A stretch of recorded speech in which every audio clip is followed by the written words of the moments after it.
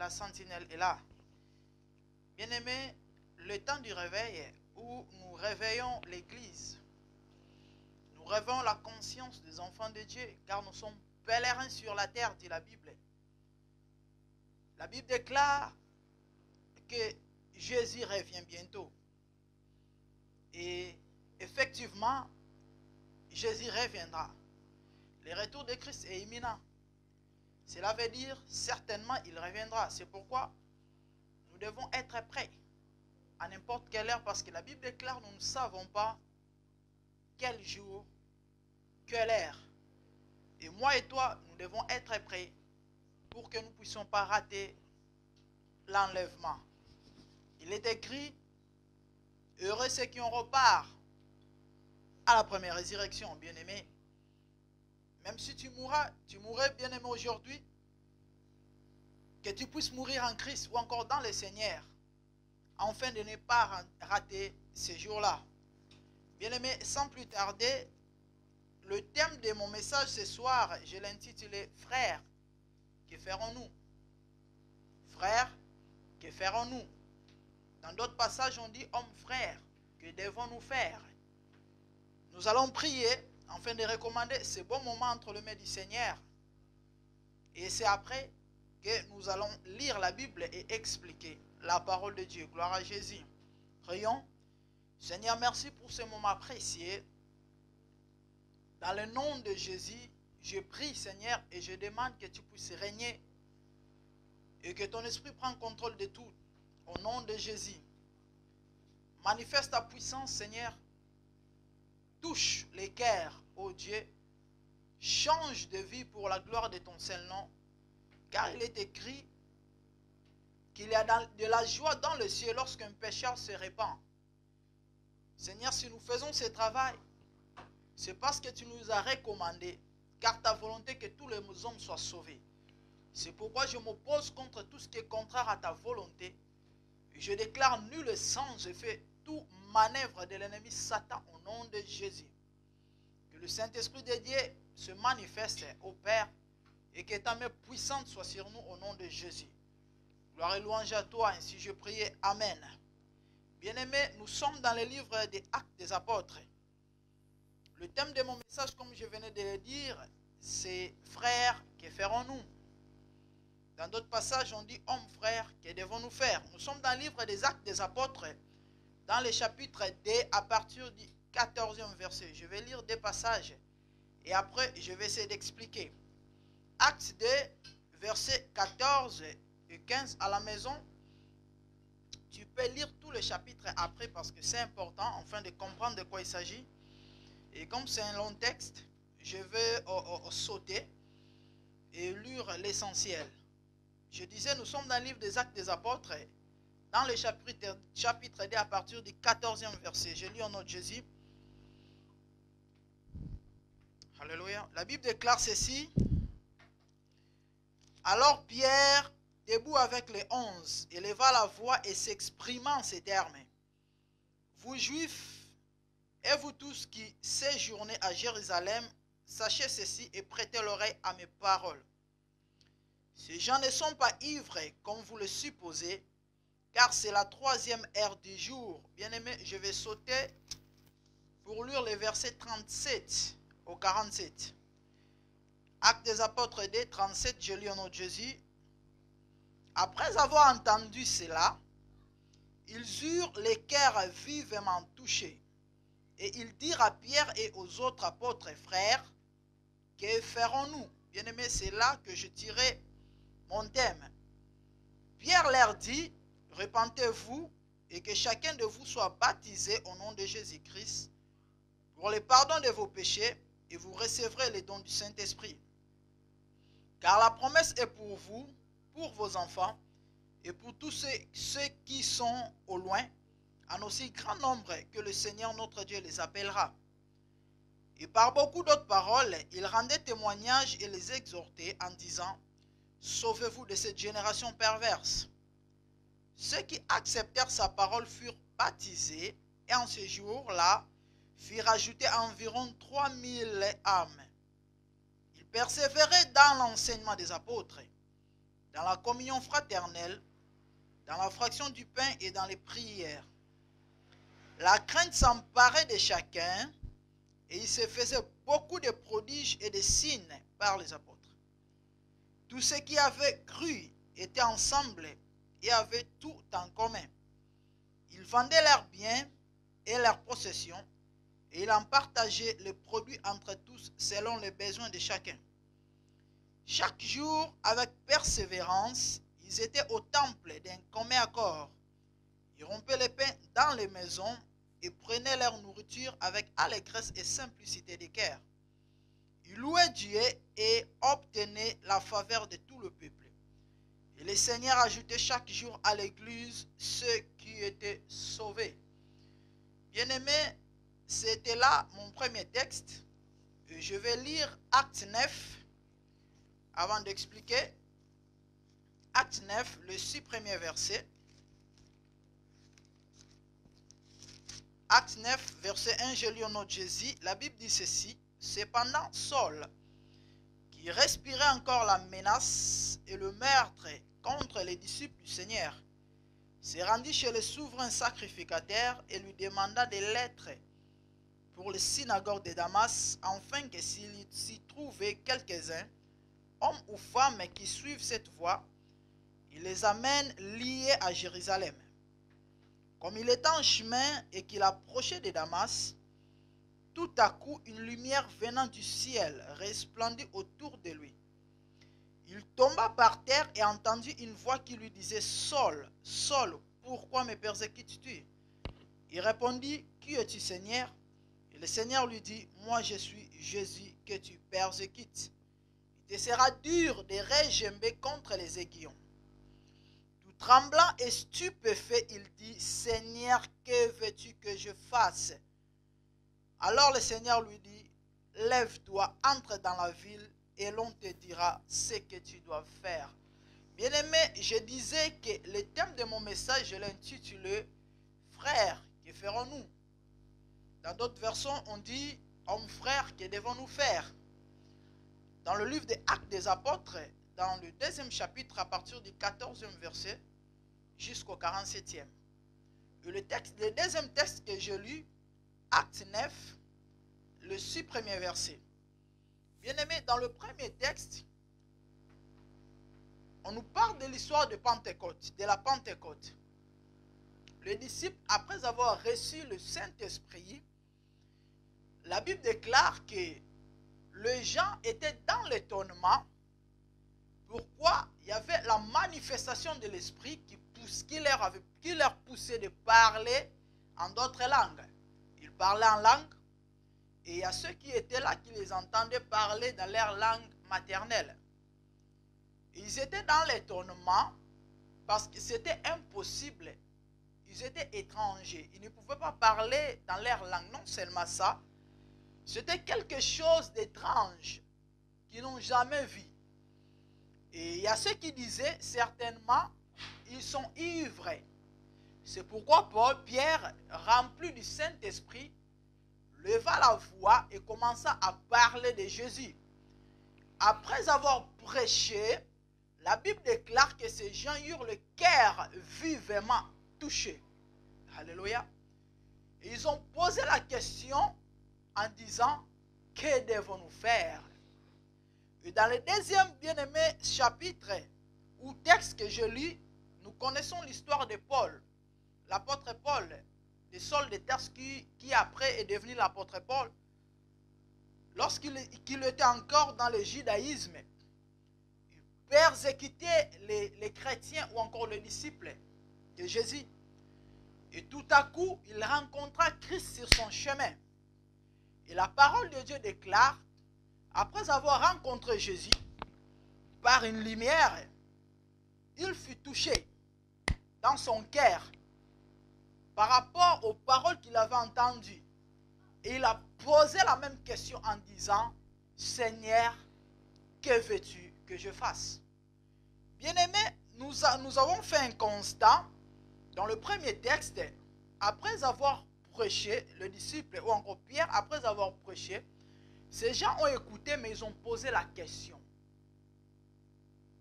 qu'est-ce que nous pouvons faire? Et la même chose dans le deuxième chapitre, au texte, Saul de Tarse, qui fut pharisien, persécuteur de l'église, Jésus le croisa sur son chemin. Et lorsqu'il a entendu la voix de Jésus, il posa la même question en disant, Seigneur, que faut-il que je fasse? Bien-aimé, qu'est-ce que cela veut dire? Toute personne qui rencontre Jésus dans sa vie, après avoir rencontré Christ, la question que la personne devait se poser, c'est que faire? Pourquoi? C'est simplement parce que le christianisme ou encore Jésus, dont la personne vient de rencontrer, a une vie ou encore une manière de vivre dont il appelle à tous ses disciples bien-aimés de suivre ou de vivre. Ces gens, après avoir écouté, ont compris que cette vie que nous vivons ou que nous menons n'est pas digne de Dieu.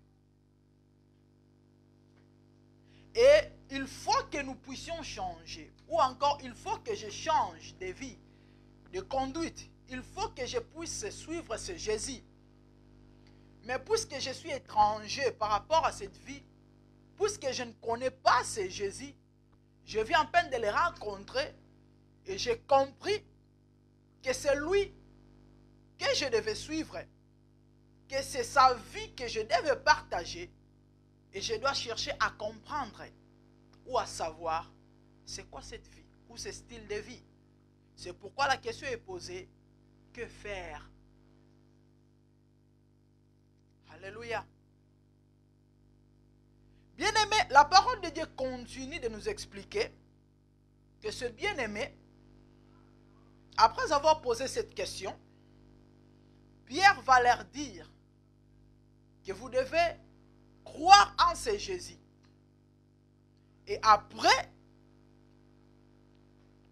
on vous enseignera ou encore vous serez enseigné par rapport à la vie de ce Jésus. Gloire à Dieu. Et Paul ou encore Saul de son côté, après avoir rencontré Christ et posé la même question, la Bible dit que le Seigneur lui a répondu, entre dans la ville et on te dira ce que tu devais faire. Et déjà, le Seigneur parla à Ananias pour lui dire qu'il y a une personne que je vais envoyer vers toi, tu lui diras ce qu'il faut faire. En d'autres termes, lorsqu'on reçoit Jésus dans sa vie, on devait être enseigné ou apprendre comment vivre la vie chrétienne. Gloire à Jésus. Bien-aimé, premièrement, pour croire en Christ, on devait être touché par le Saint-Esprit. Parce que le fait de se convertir ou de changer de conduite, c'est l'action du Saint-Esprit. C'est le Saint-Esprit qui convainc. Dit la parole de Dieu, bien-aimé, selon Jean 16, 8. Lisez à la maison parce qu'ici on a peu de temps. Jean 16, 8, la Bible déclare que lorsqu'il viendra, on parle du Saint-Esprit. Il convaincra le monde en ce qui concerne le péché.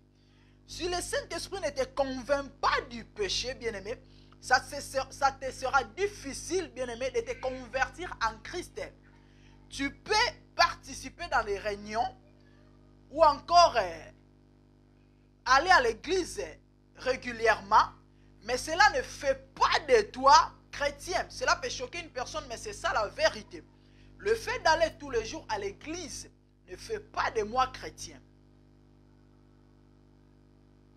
Le fait d'écouter les enseignements ou la parole de Dieu ne fait pas de moi chrétien.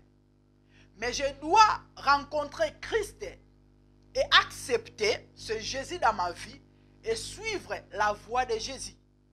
Alléluia.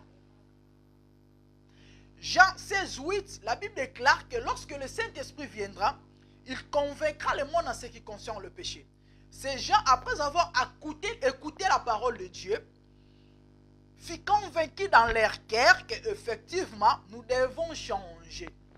Et c'est ça la repentance. La repentance qui vient du mot grec, qui veut simplement dire métanoïa, qui veut dire changement de comportement ou de mentalité.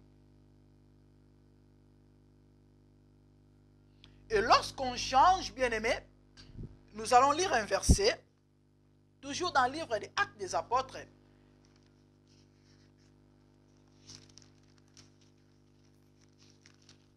Dans le chapitre 3,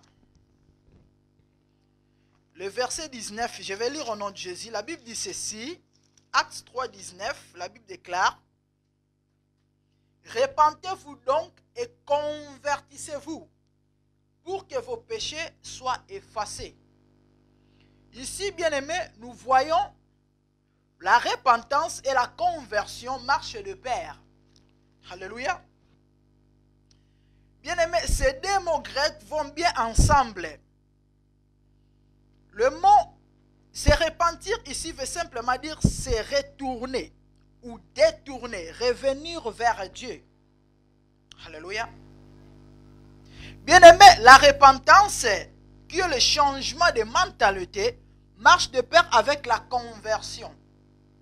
Lorsqu'on se repent, on regrette ses fautes ou encore ses péchés commis envers Dieu ou vers Dieu. Et après avoir regretté, bien-aimé, tu dois changer. Et le fait d'abandonner cette ancienne vie, c'est ça en fait la conversion. Tu regrettes et le fait de regretter fait que tu ne puisses plus retourner à ta vie ancienne ou encore à ton ancienne vie. Donc lorsqu'on s'est converti, pardon, on se repent, on s'est converti au Seigneur, on regrette ses actions passées ou encore ses fautes commises et on change. Ce n'est pas ce que nous sommes en train de voir aujourd'hui. Je me repens ou encore je suis chrétien, je deviens chrétien, mais tout en vivant la même vie. Bien-aimé, il y a 5 étapes de la vraie repentance. La première, bien-aimé, j'avais cité Jean 16, 8. Faute de temps, nous n'allons pas lire. Dont la Bible parle du Saint-Esprit qui convainc les cœurs. Donc là, il y a la prise de conscience. Tu reconnais que cette vie, ou encore la vie que je menais, n'est pas une bonne vie.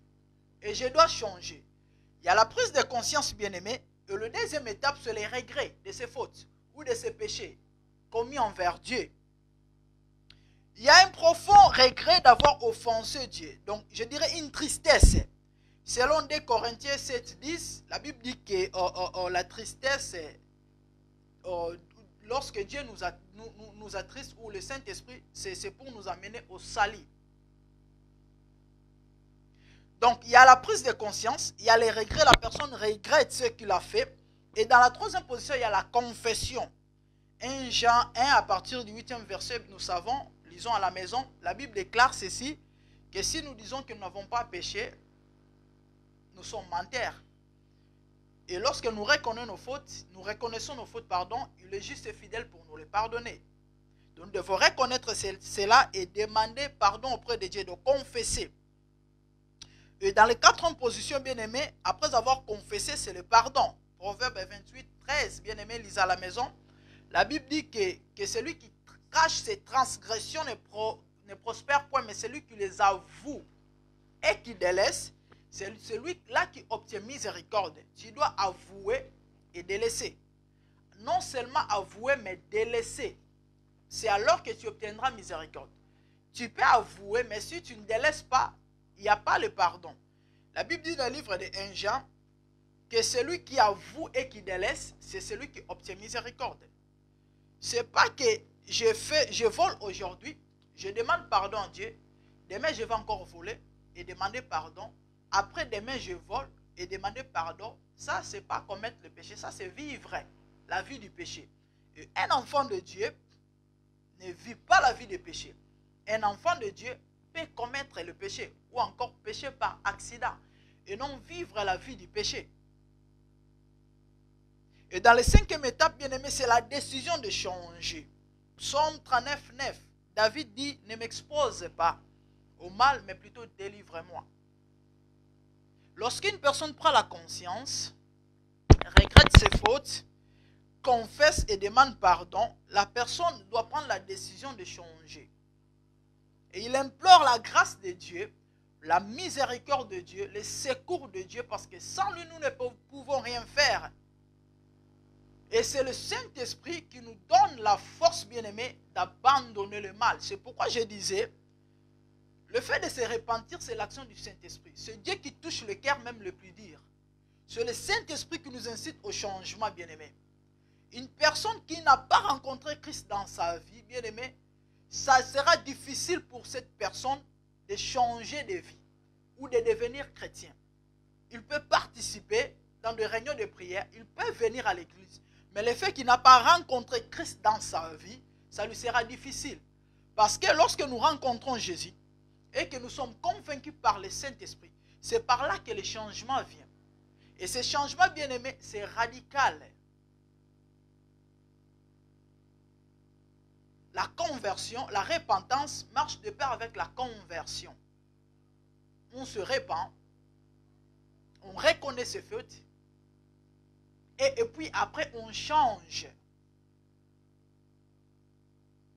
Ces deux mots marchent de pair. Alléluia. Bien-aimés, le Seigneur nous appelle au changement. Nous devons changer de vie. La première fois que les disciples furent appelés chrétiens, c'était à Antioche. Selon la Bible, bien aimé, dans le livre, je crois, de Actes des Apôtres toujours, dans le chapitre 11, verset 26. Et la parole de Dieu mentionne que c'était la première fois qu'on mentionne le mot chrétien. Bien aimé, chrétien veut simplement dire comme Christ. Il ressemblait à Jésus dans tout ce qu'il faisait. Leur façon de parler, leur façon de manger, de s'habiller, l'accoutrement très important. Bien aimé, tout un enfant de Dieu doit refléter Jésus. La question que tu devais te poser, c'est si Christ était à ma place ou si Jésus était à ma place, est-ce qu'il ferait ce que je suis en train de faire? Parce que chrétien veut dire comme Christ. Paul dit ceci, soyez mes imitateurs comme je le suis de Christ. Nous devons imiter Christ et non les hommes. C'est pourquoi c'est très triste et regrettable pour des bien-aimés, d'autres frères et sœurs qui prennent pour modèle les hommes ou encore les hommes de Dieu. Et demain, lorsque une personne ou cette personne va trébucher ou tomber, la personne dira, si lui il fait ceci, combien moi? Non, le salut est individuel. Tu es appelé à imiter Jésus. Tu es appelé à faire la volonté de Christ. Tu es appelé à vivre la vie de Christ et non la vie des hommes et non la vie d'un homme. Alléluia. Bien-aimés, nous sommes appelés à changer, à nous repentir, changer notre façon de voir, changer notre comportement, changer notre vie. Ces gens, après avoir posé la question, que faire? Paul ou encore Saul de Tarse, après avoir posé la question, que faire? On lui a montré le style de vie d'un chrétien ou encore pour devenir disciple de Jésus-Christ, comment il faut marcher ou comment il faut vivre. Et dans les textes que nous avons lus, bien aimés, dans Actes des Apôtres 2, à partir du 37e verset, bien aimé, la parole est claire. La Bible est en train de nous expliquer comment est-ce que ces gens marchaient. Acte 2, 37, comment est-ce qu'ils vivaient. Je vais encore relire, bien aimé, pour épingler quelques points. La Bible dit ceci. Après avoir entendu cela, ils eurent les cœurs vivement touchés et ils dirent à Pierre et aux autres apôtres, frères, que ferons-nous? Ils ont posé la question et Pierre leur répond en disant, repentez-vous et que chacun de vous soit baptisé au nom de Jésus pour le pardon de vos péchés et vous recevrez les dons du Saint-Esprit. Car le Saint-Esprit, bien aimé, il est venu pour épingler quelques points. La Bible dit ceci. Après avoir entendu cela, ils eurent les cœurs vivement touchés et ils dirent à Pierre et aux autres apôtres, frères, que ferons-nous? Ils ont posé la question et Pierre leur répond en disant, repentez-vous et que chacun de vous soit baptisé au nom de Jésus pour le pardon de vos péchés Ces gens se sont repentis de leurs mauvaises actions, de leurs fautes, de leurs bêtises, de leurs erreurs, de leur ancienne vie. Alléluia. Et après la repentance, ils ont été baptisés. Et après cela, la parole de Dieu continue en disant, alléluia, ils persévéraient dans l'enseignement des apôtres, dans la communion fraternelle, dans la fraction du pain et dans les prières. Verset 40. Et bien aimé, c'est très important. Ici, on nous parle de l'enseignement. Ils persévéraient dans l'enseignement des apôtres. Bien aimé, c'est l'enseignement qui fait croître, bien aimé, un chrétien. Si tu veux grandir dans la foi, c'est l'enseignement qui fait grandir le chrétien. Tu dois être enseigné. Ils avaient posé la question que faire et on leur avait enseigné.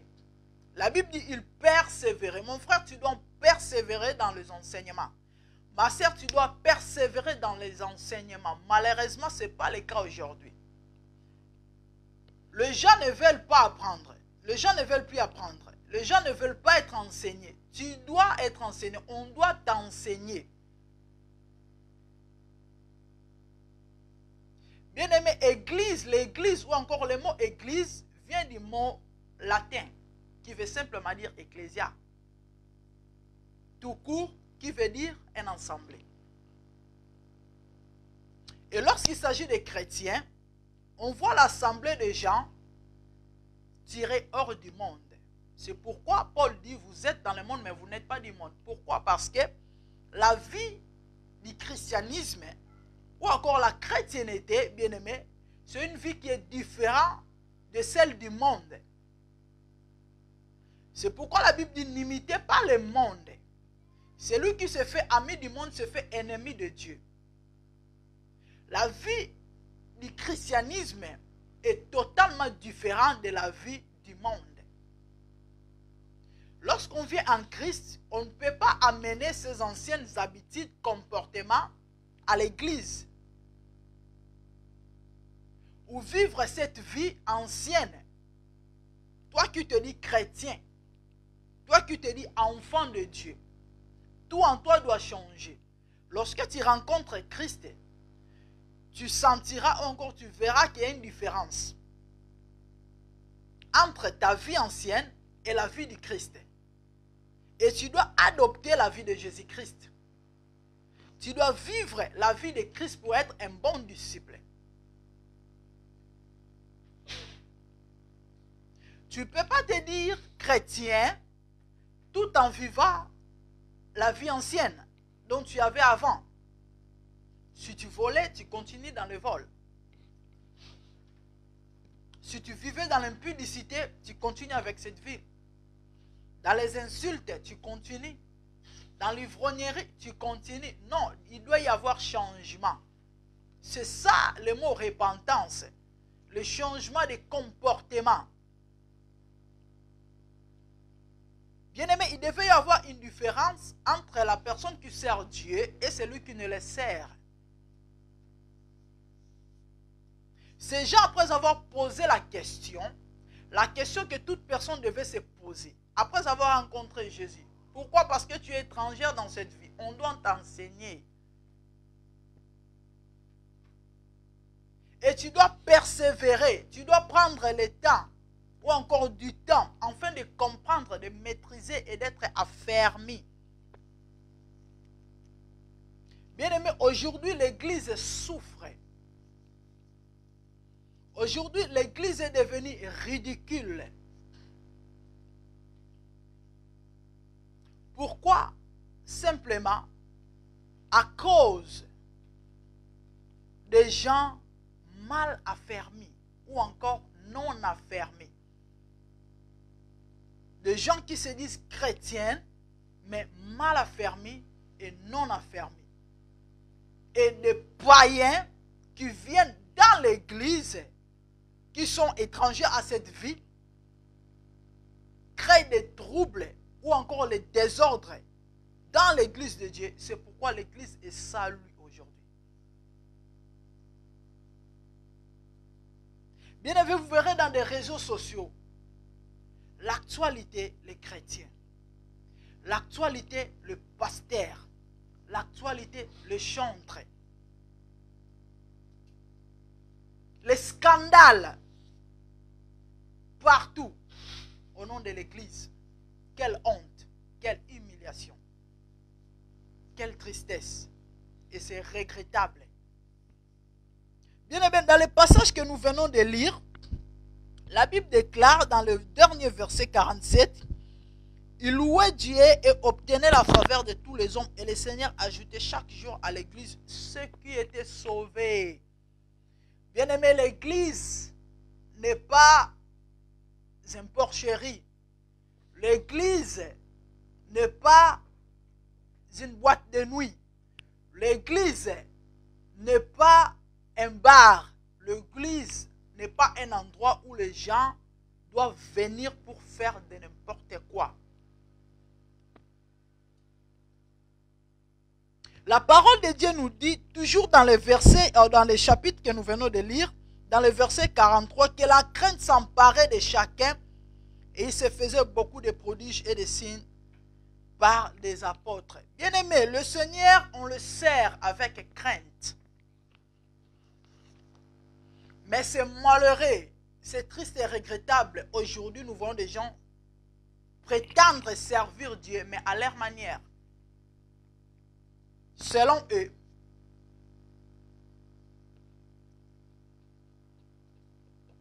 On doit t'enseigner comment servir le Seigneur. L'appel ne suffit pas. Tu peux avoir l'appel, mais on doit t'enseigner. On doit t'apprendre. Tu dois être premièrement affermi et suivre toutes les étapes qu'il faut pour être un bon serviteur. Et aujourd'hui, nous avons des gens qui se disent hommes ou serviteurs de Dieu, mais non affermis. Et ce sont eux qui sont en train de causer des dégâts parce que l'on donne que ce qu'on a. Une telle personne, demain, va ouvrir une église et rassembler des gens. Et il ne donnera que ce que lui a. Le mauvais enseignement, la vie de désordre. Et c'est comme ça que le monde entier est en train d'être pollué. Et l'église de Dieu est salie. Le nom de Jésus est sali. Bien aimé, c'est honteux et ridicule de voir ce qui se passe aujourd'hui dans des églises. Et un bon chrétien, un bon païen, qui respecte les lois peut-être de l'État, qui ne touche pas la femme d'autrui, qui ne vole pas, qui vit sa vie selon les règles. Croyez-vous que cette personne, en voyant tout ce qui se passe dans l'église, donnera un jour sa vie en Christ ou encore quittera sa maison pour venir à l'église?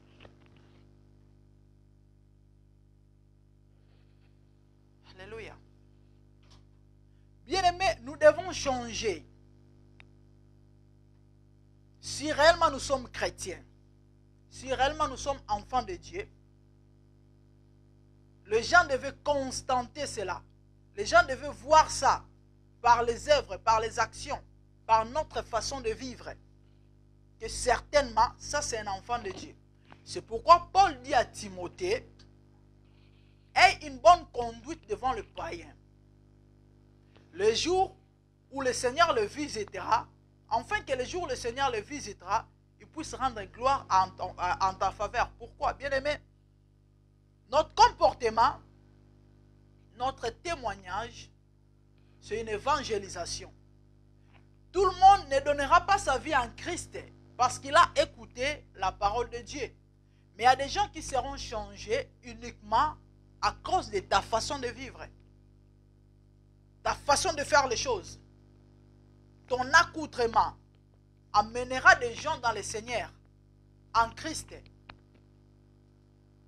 Et de même, il y a de ceux qui se disent chrétiens, mais qui est en train de repousser les gens et le fermer la porte des cieux. Par leur comportement. Une personne va regarder, toi tu es chrétien. Toi tu es digne d'être un enfant de Dieu. par rapport à ce que tu vis ou ce que tu fais. Et cette personne va décourager.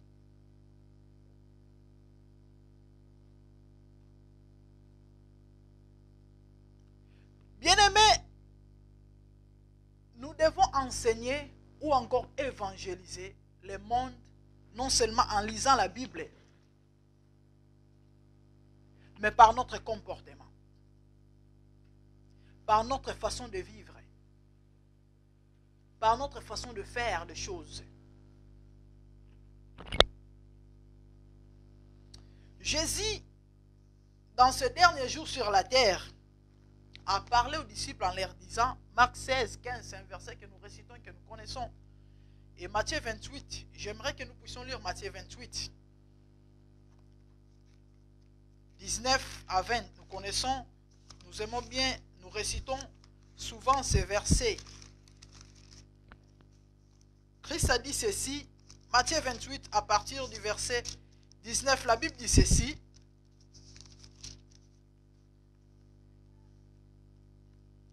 Allez, faites de toutes les nations des disciples, baptisez-les au nom du Père, du Fils et du Saint-Esprit, et enseignez-les à garder tout ce que je vous ai prescrit. Et voici, je suis avec vous tous les jours jusqu'à la fin du monde. Pourquoi Christ a insisté que vous puissiez enseigner ou que nous puissions enseigner, que les disciples puissent enseigner? Il dit, faites de toutes les nations des disciples. Chers serviteurs de Dieu, nous avons la mission d'enseigner ou encore de faire des nations de disciples et de leur enseigner ce que le Maître nous a prescrit. Nous devons faire des nations de disciples de Jésus et non nos disciples et non nos fanatiques.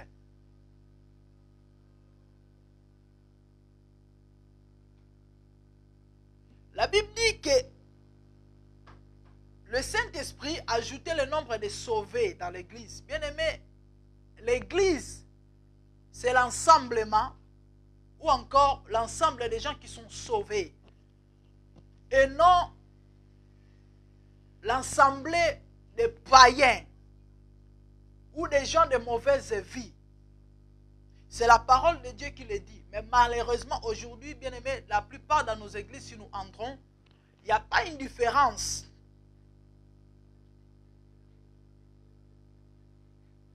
Avec le rassemblement mondain. La Bible dit qu'on a ajouté le nombre de sauvés. Donc dans l'église, bien-aimé, par rapport à ce verset, lorsque je viens à l'église, je m'attends à trouver les gens qui sont sauvés ou encore les gens qui ont reçu Jésus et qui ont changé de vie. Parce qu'une personne sans Christ est une personne morte, bien que vivante. Et lorsqu'on reçoit Jésus, l'esprit qui était mort prend la vie ou revit. C'est pourquoi la Bible dit qu'on a ajouté le nombre de sauvés. Des gens qui ont fait la rencontre avec Christ et qui ont changé de vie. Et non des païens, et non des voyous. Alléluia. Bien-aimés, nous devons faire de toutes les nations de disciples et les enseigner. Le fait de ne pas enseigner, c'est ce qui est en train de nous attirer tous ces malheurs que nous sommes en train de voir aujourd'hui. Aujourd'hui, l'église de Dieu est fragilisée, ridicule, à cause des bêtises qui est en train de se passer. Pourquoi? À cause du manque de l'enseignement. Les gens prétendent connaître Christ ou encore être chrétiens, mais mal enseignés, mal affermis. Bien aimé, comment expliquer une personne qui vient aujourd'hui à l'église, qui a à peine rencontré Jésus, ou qui a été évangélisé, et on l'amène à l'église. Du coup, vous prenez cette personne, vous le mettez à servir sans l'enseigner, sans être affermi. Or, lorsqu'on rencontre Christ ou on vient à Christ, en Christ, on doit apprendre comment vivre cette vie. On doit t'enseigner. Tu dois être affermi. Tu dois connaître les lois spirituelles. Tu dois connaître comment est-ce que les choses fonctionnent en Christ. Parce que tu n'es plus dans le monde. On doit t'apprendre comment vivre avec les autres. Pourquoi? Parce que nous venons de différents backgrounds. Et chacun a sa façon de voir les choses, de vivre. Son comportement et consort. Et en Christ, étant enfant de Dieu, tu dois apprendre l'amour. Tu dois apprendre à aimer, à pardonner, à vivre avec les autres. Malheureusement, ce n'est pas le cas aujourd'hui. Une personne qui vient en Christ, sans affermissement, sans enseignement, on prend cette personne, on le met dans la chorale. On prend cette personne, juste quelques jours après, il devient modérateur. On prend cette personne, il devient protocole. On prend cette personne, bien aimé, ça ce sont des bombes à retardement. Et c'est ce qui est en train de nous causer des problèmes très sérieux aujourd'hui.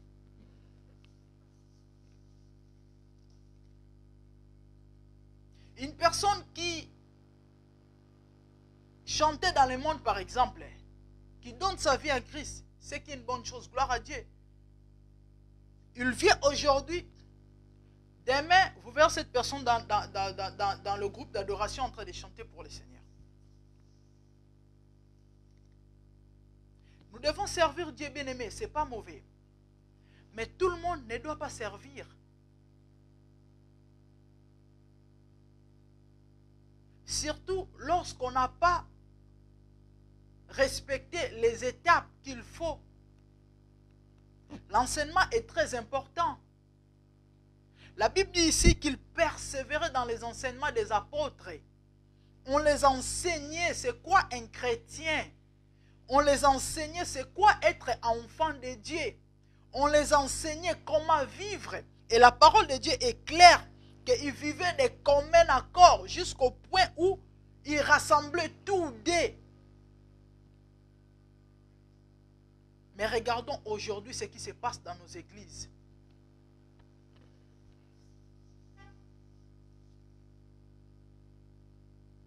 Les gens non affermis, non convertis, les gens non repentis viennent à l'église, on leur donne des postes et ces gens causent des dégâts.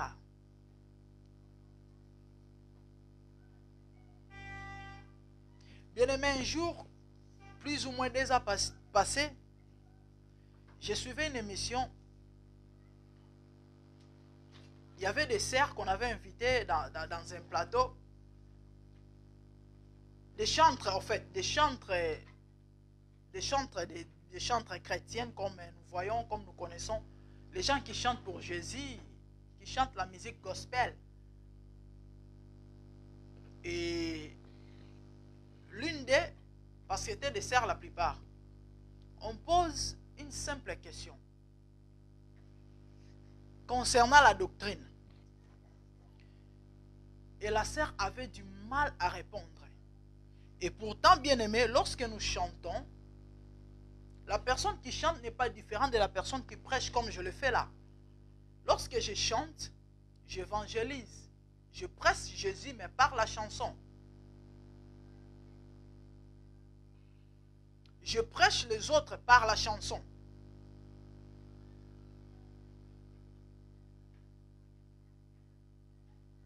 Alléluia. Et cette personne, cette sœur avait du mal à répondre. Elle a eu les yeux tout rouges. Rien que le body language, l'attitude de c'est comme une personne qui disait à la personne qui présentait l'émission que attendez, change, pas moi, pas moi, pas moi. Et aujourd'hui, bien aimé, on m'envoie la vidéo de cette sœur dans un concert mondain en train de danser avec le musicien mondain. C'est ça, en fait, c'est ça le problème que nous avons aujourd'hui dans l'église, dans nos églises bien-aimées. Si vous allez sur les réseaux sociaux, vous trouverez l'actualité sur les chrétiens, le chantre, le pasteur, les enfants de Dieu ou ceux qui se disent chrétiens. Bien aimé, c'est triste, c'est regrettable. Chers serviteurs, nous avons la mission de faire des nations de disciples et de les enseigner.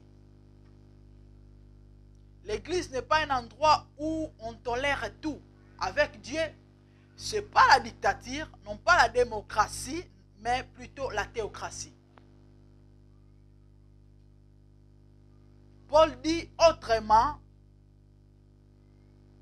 je vivais ma vie, je te meurtriais, je faisais ma volonté, mais par la miséricorde de Dieu, par l'amour de Dieu.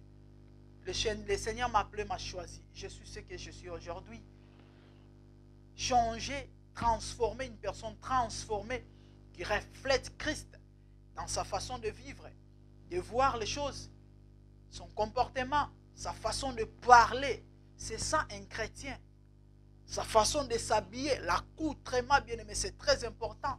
Vous verrez aujourd'hui un frère chrétien, non pas seulement des frères, mais il y a aussi ceux qui se disent serviteurs de Dieu, pasteurs, évangélistes, prophètes. Mais sa façon de s'habiller avec le monde, il n'y a aucune différence. Un musicien mondain, un musicien chrétien, même chose. Piercing, piercing. Boucle d'oreille, boucle d'oreille. Cheveux tressés, cheveux tressés. On est où?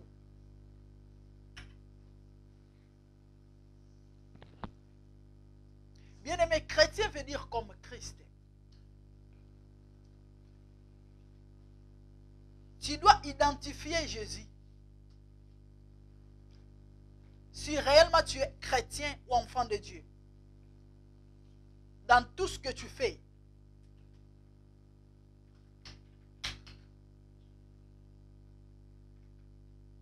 Le fait de venir à l'église, le fait de participer dans des réunions, le fait d'être présent tous les jours dans des réunions de prière ne fait pas de toi chrétien.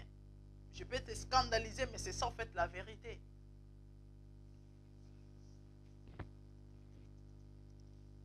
Est-ce que les gens peuvent témoigner ou dire que tu es enfant de Dieu, que tu es chrétien? Regarde ta façon de marcher, la façon de t'habiller.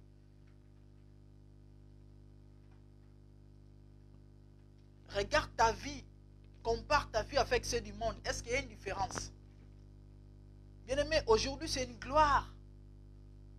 Surtout nos bien-aimés chantres. C'est une gloire pour eux. Un enfant de Dieu ou un chantre de l'Éternel cherche à s'identifier avec Fally Ipupa. Et il trouve ça normal. C'est une fierté, malheureusement. Bien-aimés, quelle honte. Nous sommes appelés à imiter Jésus et non les hommes. Au lieu d'imiter Christ, nous imitons le monde. Or, la Bible dit que celui qui est ami du monde se fait ennemi de Dieu. Bien-aimé, un enfant de Dieu, selon 1 Jean 5, bien-aimé, la Bible dit,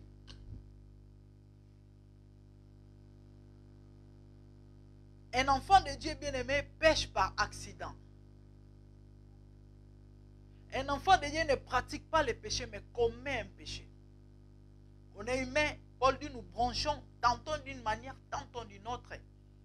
Bien-aimé, par accident, je peux dire quelque chose qui n'est pas bon ou qui peut attrister mon frère ou ma soeur, mais étant enfant de Dieu, j'ai l'esprit de Dieu en moi, je dois me repentir par rapport à la chose. Demander pardon, échanger, ne plus retourner ou encore refaire la chose. Mais malheureusement, bien-aimés, nous sommes reconnus avec, je ne sais pas, des titres ou des choses mauvaises qui ne sont pas du tout dignes ou bons des enfants de Dieu. Une personne qui est reconnue calomniateur, songi, yeso kabandi kotonga, mais chrétien, enfant de Dieu. Trouble fait. Lorsque toi tu es là, tu ne fais que diviser les autres. Mais chrétien. Frère, sœur impudique, mais chrétien. Tu n'as jamais été chrétien. Tu dois te repentir et changer. C'est alors que tu seras identique à Christ. Parce que chrétien veut dire identique à Christ, comme Jésus. Nous sommes appelés de faire des nations des disciples de Christ. Et non des hommes ou du diable. Non.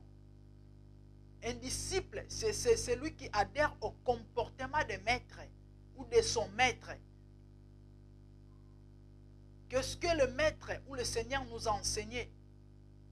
Parce qu'il a dit, faites des nations des disciples et enseigne-leur ce que je vous ai prescrit, ce que je vous ai enseigné. L'amour. Bien aimé, l'amour ne soupçonne pas le mal, dit la Bible, 1 Corinthiens 13. L'amour ne calomnie pas. L'amour ne fait point le mal. L'amour ne critique pas. L'amour ne soupçonne pas, dit la Bible.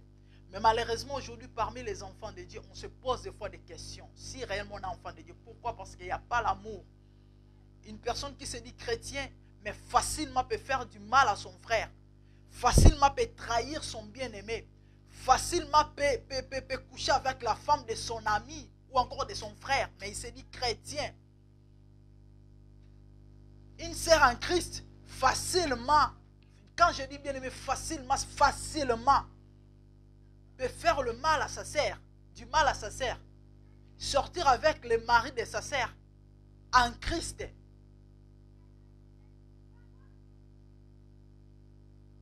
Bien-aimés, nous avons besoin de l'enseignement. Nous devons être enseignés. Chers pasteurs, enseignons le peuple de Dieu ce que le Christ ou le Maître nous a demandé. Bien-aimés, aujourd'hui, les gens ont du mal ou encore ont peur de dire la vérité. Pourquoi? Parce que les gens vont fuir. Je vais avoir une foule. C'est comme ça. Tellement les gens veulent la foule ou des foules derrière eux. On a du mal à prêcher la vérité. Et c'est comme ça d'autres serviteurs sont en train de toucher des fétiches de gauche à droite. Pourquoi? Parce qu'ils veulent les foules derrière eux. Bien-aimé, mieux vaut entrer au ciel avec des membres qu'en enfer se retrouver en enfer avec 1 million de membres, je ne sais pas. Aujourd'hui, les gens veulent que l'église soit remplie, c'est bien bon, c'est pas mauvais. Mais prêchons la vérité. Dites aux chrétiens d'abandonner le mal, de chercher le bien, d'aimer, de pratiquer le bien. Alléluia. C'est alors qu'on saura que nous sommes enfants de Dieu. Bien-aimé, l'enseignement est très important, comme je le disais. Les affermissements, les enfants de Dieu doivent être affermis. Vous verrez une personne qui se dit chrétien pendant 10 ans, 15 ans, 20 ans, mais non affermi et mal affermi. C'est pourquoi, bien-aimé, aujourd'hui, vous allez voir dans les églises, des frères ou encore surtout des chantres, avant de se marier, étaient proposant de 4, 5, 6 sœurs. Et si vous vérifiez, et vous verrez qu'ils sortent avec toutes ces sœurs. Et les a fait même avorter. C'est compliqué. À cause de manque d'enseignement et de manque d'affermissement, bien aimé, aujourd'hui, vous voyez dans les églises, nous avons des serviteurs de Dieu, pasteurs, prophètes, évangélistes, 4 fois divorcés, 6 fois remariés. Terriblement terrible, compliqué. Et ces gens se disent chrétiens. Comment voulons-nous gagner le monde pour Jésus? Parce que la Bible dit que la volonté de Dieu est que tous les hommes soient sauvés. Par mon comportement, je peux évangéliser et amener une personne en Christ. Le monde, la Bible déclare que la création tout entière est en train de souffrir et attend la révélation du Fils de Dieu, le Fils au pluriel dont nous sommes, dont nous devons refléter Christ en nous. Jésus devait se révéler en nous. Lorsque Christ est révélé à nous, c'est alors que le monde saura qu'il est Dieu et qu'en lui, il y a la vérité, en lui, il y a la vie, et en lui, il y a le salut. Et les gens viendront vers nous. Bien-aimés, tout ce qui se passe aujourd'hui dans nos églises, c'est triste, c'est compliqué. Et nous rendrons compte de cela. Nous rendrons compte de cela, bien-aimés. Nous sommes appelés à être disciples de Jésus-Christ. Un disciple fait ce que son maître fait. La constitution du christianisme, c'est la Bible. C'est la parole de Dieu. Un jour, Josué, voyant ce qui s'est passé en Israël parmi le peuple de Dieu, s'est levé et a dit non, non, non, non, non, non, c'est pas comme ça. Ce n'est pas ce que le Seigneur ou encore l'Éternel nous a appelés à faire ou à vivre. Il dit, choisissez qui voulez-vous servir. Moi et ma maison, nous servirons l'Éternel. Cher pasteur, c'est ça le message. C'est ça l'évangile. Servir Jésus et prêcher la vérité. Mieux vaut se retrouver avec des disciples, mais qui sont réellement disciples, que 10 000 croyants qui vivent différemment ou encore contraire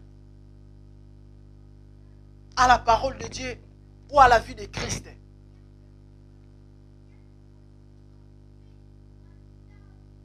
C'est ça en fait notre mission, de faire des disciples de Jésus.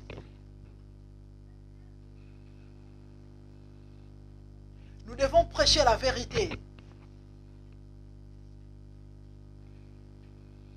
La Bible dit, heureux serez-vous lorsque les mondes vous haïront à cause de mon nom. Bien-aimés, pour chuter, nous sommes à la fin de notre message. Si le Seigneur permet, peut-être nous allons continuer. Je vais lire le dernier passage dans le livre de Matthieu 24, à partir du 42e verset, Matthieu 24 et 42. Bien-aimés, pour finir, la Bible dit ceci. Nous connaissons Matthieu 24, les discours sur la fin des temps. Jésus parlait, expliquait comment les choses vont se passer et ce qui va se passer par rapport à ces temps. Il dit ceci, bien-aimés, à partir du verset 41, la Bible dit, je commence par le verset 42. Veillez donc, puisque vous ne savez pas quel jour votre Seigneur viendra.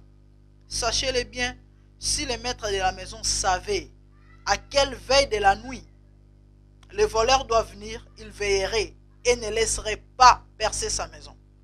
C'est pourquoi vous aussi, tenez-vous prêts, car le Fils de l'homme viendra à l'heure où vous n'y penserez pas.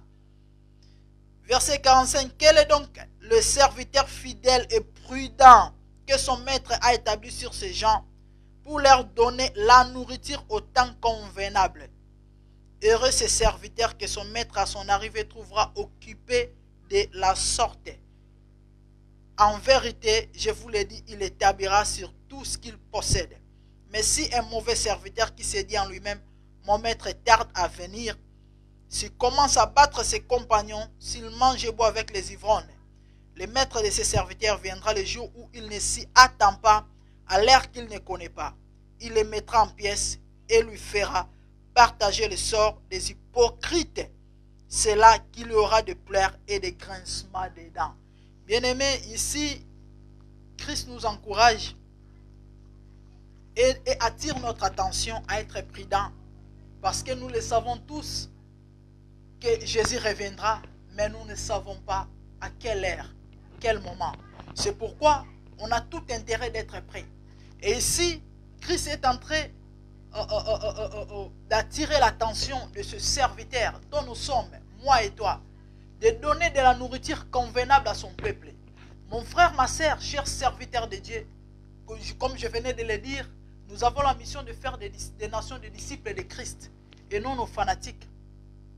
et non notre champ à nous, où on viendra faire ce que nous voulons, notre volonté à nous.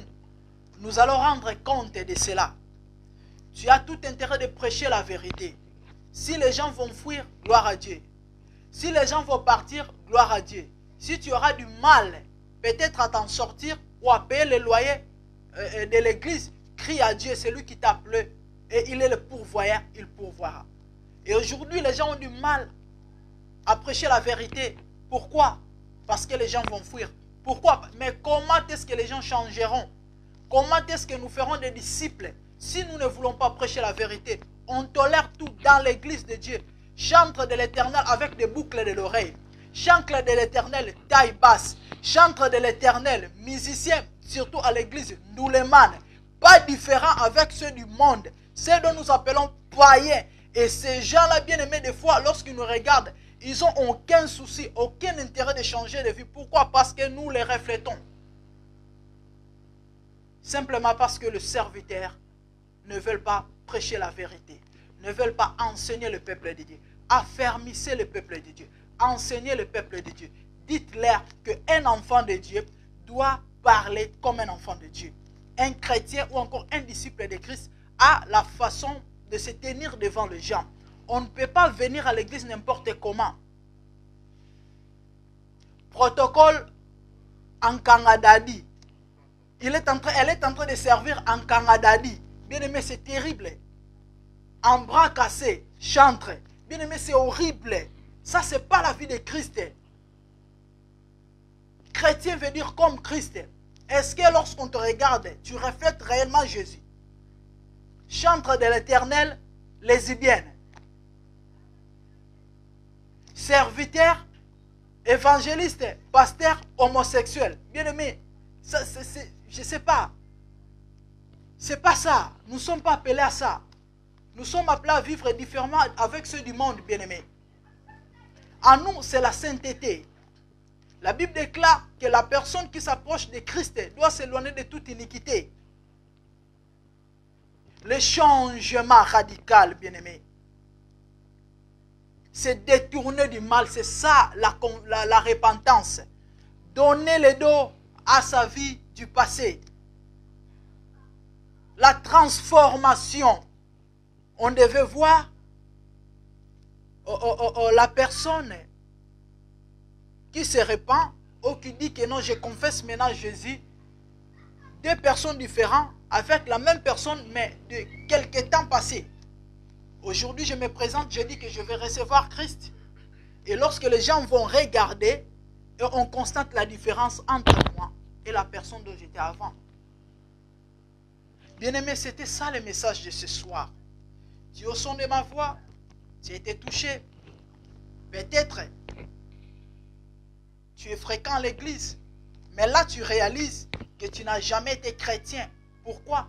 Parce que ton style de vie n'est pas celui d'un chrétien ou de Jésus-Christ. Puisque chrétien veut dire Christ. Tu es au son de ma voix, tu reconnais que effectivement tu étais chrétien, mais aujourd'hui tu ne l'es plus. Pourquoi? Parce que tu as changé totalement. Tu es en train de faire ce que tu ne faisais pas avant. De retrouver dans la vie, dans ton ancienne vie dont tu vivais avant de rencontrer Jésus-Christ. Bien-aimé, je vais prier avec toi. Tu veux renouveler ton engagement avec le Seigneur, où tu n'as jamais reçu Jésus, bien que tu participes à l'église. Bien-aimé, j'aimerais prier avec toi. Si dans ton cœur, tu sens que tu veux réellement changer. Parce que ici, dans le dernier verset que nous venons de lire, le Seigneur est en train de nous avertir, de nous rappeler qu'il reviendra. Mais lorsqu'il reviendra, est-ce que tu seras prêt? Fais un examen de conscience. Prends quelques secondes de réfléchir. La vie dont tu vis actuellement. Aujourd'hui, si l'enlèvement se passait maintenant là, en ce moment dont je suis en train de parler, est-ce que tu iras au ciel? Ou est-ce que tu monteras?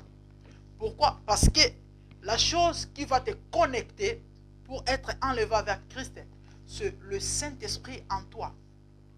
Est-ce que tu as le Saint-Esprit? Oui. La vie dont tu vis, crois-tu que tu as le Saint-Esprit? La vie dont tu mènes, Crois-tu que tu es réellement disciple de Christ?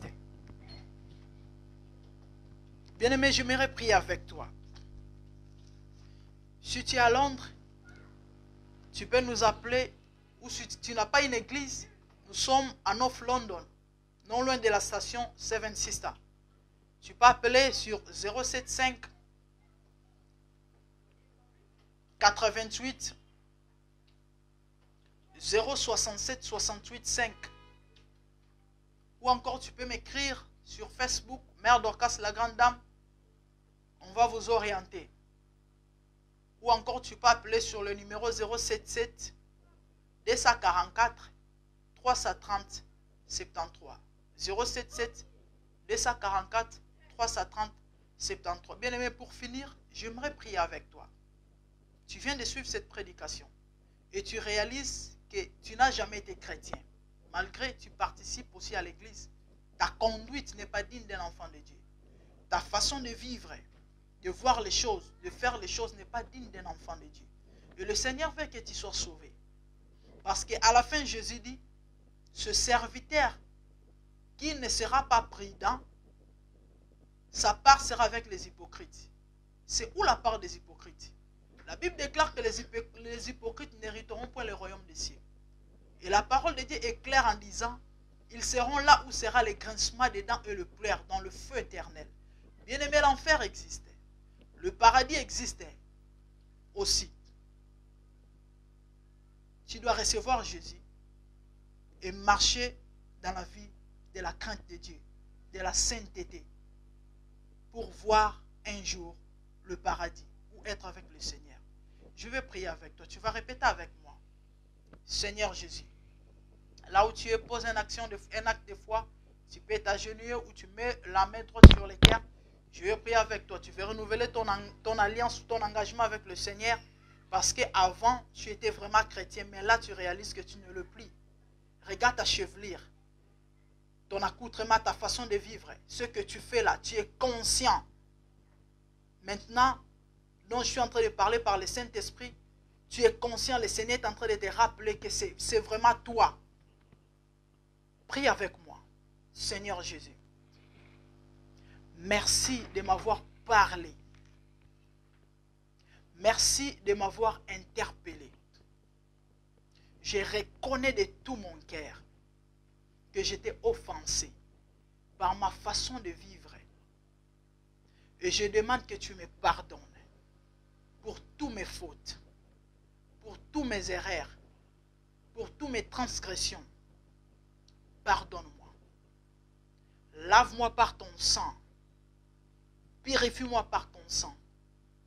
Et aide-moi par le Saint-Esprit à ne plus retourner à mon ancienne vie. Au nom de Jésus. Ainsi j'ai prié. Amen. Mon frère, ma sœur, tu as fait cette déclaration. Le Seigneur, la Bible nous dit qu'il est compatissant et juste. Il ne lasse de pardonner.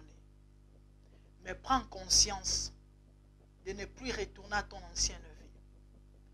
Trouve-toi une bonne église là où tu vas aller pour être enseigné, affermi, afin de marcher la vie chrétienne comme il se doit. Rappelle-toi, ces gens ont posé la question que faire et on leur a enseigné après pour leur montrer que la vie du christianisme, on doit apprendre ce que tu dois faire pour ne pas commettre des dégâts des mains. Aujourd'hui, il y a les scandales partout. Le chrétien, le pasteur, les chantres ont en train de faire à cause du manque de l'enseignement. Que le Seigneur te bénisse. Si tu n'as pas une église, tu es à Londres, appelle-nous, je vais t'orienter selon que le Saint-Esprit le permettra. Que le Seigneur vous bénisse, bien-aimés. C'était ça le message de ce soir. Toi qui as suivi, sois béni et continue à servir Dieu avec crainte parce qu'il y a une récompense. Tu ne le fais pas pour rien, le Seigneur t'honorera. Je vous aime bien quand